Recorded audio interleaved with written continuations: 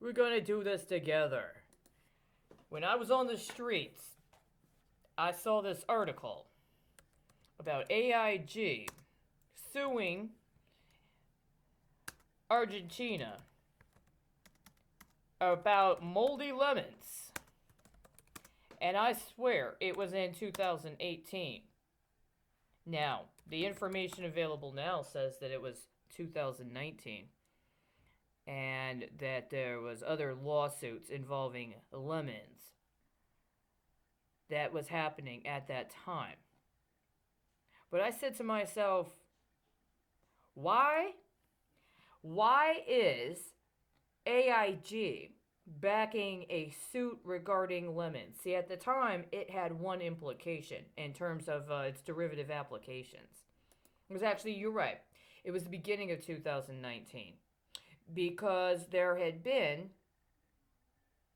a situation that had occurred specific to a variety of hydroelectric facilities that had burst. Within a 1 year period, there were 3 major dam and reservoirs that burst. And I understood the insurance connected to infrastructure projects of that size is very substantial and very specific.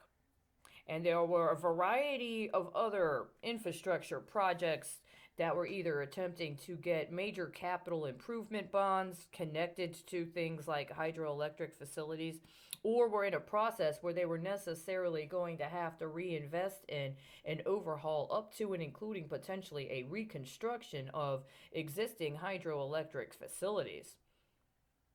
And my understanding is that in at least 2 of those incidents, those were terrorist attacks that were allowed to be characterized as something else. They were attacks. They were strategically coordinated in a particular process I won't detail right now, but that I understand and was, let's say, a witness to concurrent events that factored into the operationalization of them as terrorist attacks. But they were allowed to be characterized for the purposes of the media in a particular manner. And while one of them did involve some litigation, the manner in which it was litigated allowed for it to go on the record as being classified in a specific manner, and that had a very specific impact on who would ultimately be considered to be culpable, who would be financially responsible, what cost it would be incurred by the state, and the big deal was what happens as a result. When a dam breaks and floods the area, what happens as a result? Let me tell you, among the things that happen, somebody is going to go in and start talking about waterborne illnesses. You understand what I'm saying? This is very significant. So when AIG said that it was going to it was going to engage itself actively in a litigious effort where it was not the respondent, by the way, concerning moldy lemons. Moldy lemons at the time meant what thing?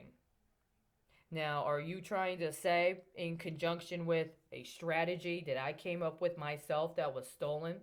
A strategy I came up with on the 23rd anniversary, I believe, of the swearing in of, or the assumption of the Secretary of State role by Madeleine Albright for Afghanistan, that you want to apply that to Argentina in connection with Russia?